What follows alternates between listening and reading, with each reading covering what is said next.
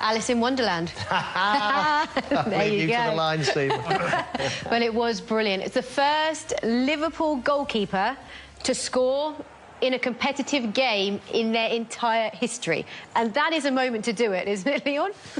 Well, when it's needed the most important goals are the ones that come at the most crucial moments. And as I said before the game, we were saying Liverpool could end up finishing the season positively. It's been a frustrating campaign, not the way it was going to go, but in a position to finish in the Champions League. So that looked like it was slipping away. It did. 4 or 5 minutes ago. And then for the goalkeeper to come up, score that goal, and it'd be such a crucial one. First goalkeeper to score. Great stat.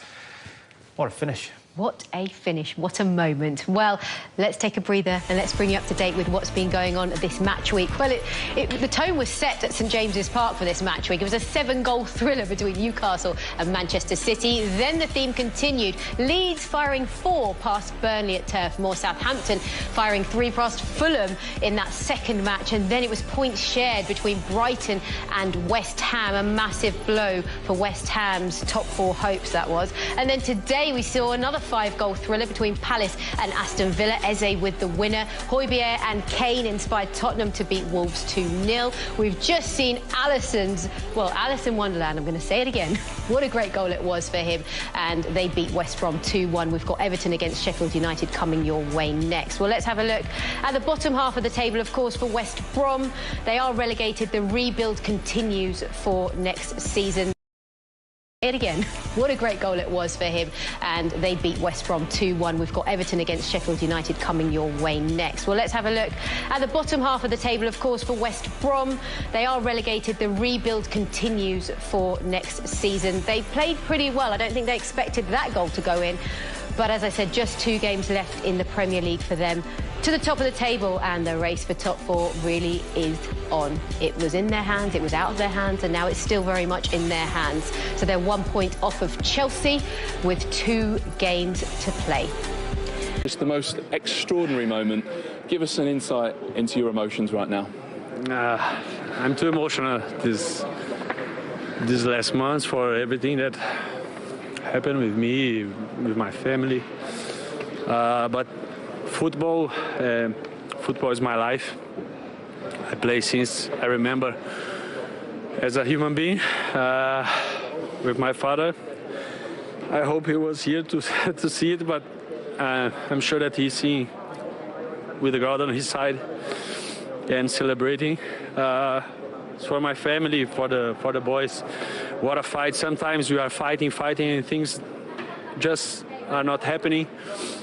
As this afternoon here, and just scoring this goal, I'm really happy to help them, because they fight a lot. We fight a lot together, and we have a strong goal to achieve the Champions League, because we won it once, and you know that everything starts with a qualification. So I can't be more happy than I am now. So time's up. 94 minutes have gone. The ball goes out for a corner. Can you just tell us what happens? Who decides that you go up? Yeah, I tried to look at the bench, but nobody called me. And then Johnny Archenberg called me with conviction. And then I just was the perfect time. The cross was brilliant again. I just tried to put my head in the ball, and I think was one of the best goals I saw. The only goal you've ever scored? Yeah, it's the best I have scored. Yeah, I'm really happy. I don't have too many words. I just have to say thank you for the players, because they fight a lot. I fight a lot as well. We train. We are really exhausted from this season, because a lot of pressure, a lot of everything happened.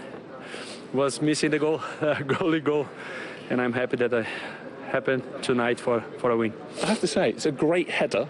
Do you practice your heading?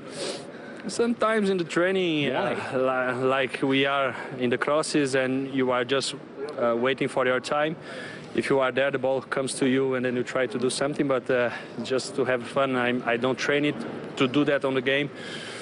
This happened, but I have at least a sense to how head a ball, because I do that a lot in the games to help defensively. you can't explain those kind of things. And this is football, you know. Jamie, are you joining this interview?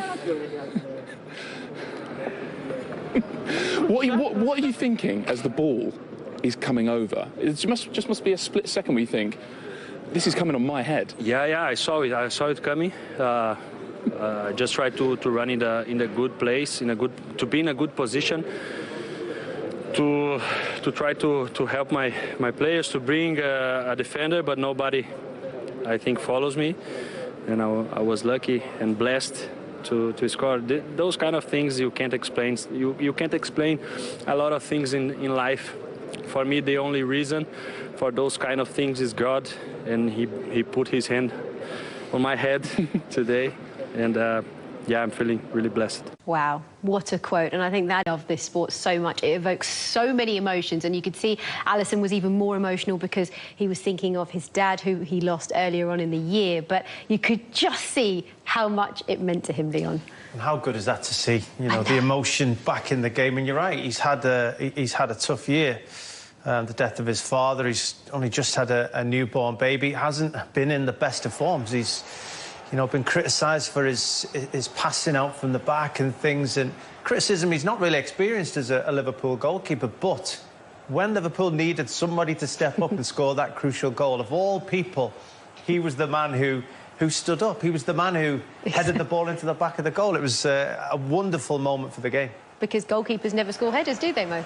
Not at all, sorry. I just can't stop looking at these pictures. Amazing, absolutely amazing. No, they don't.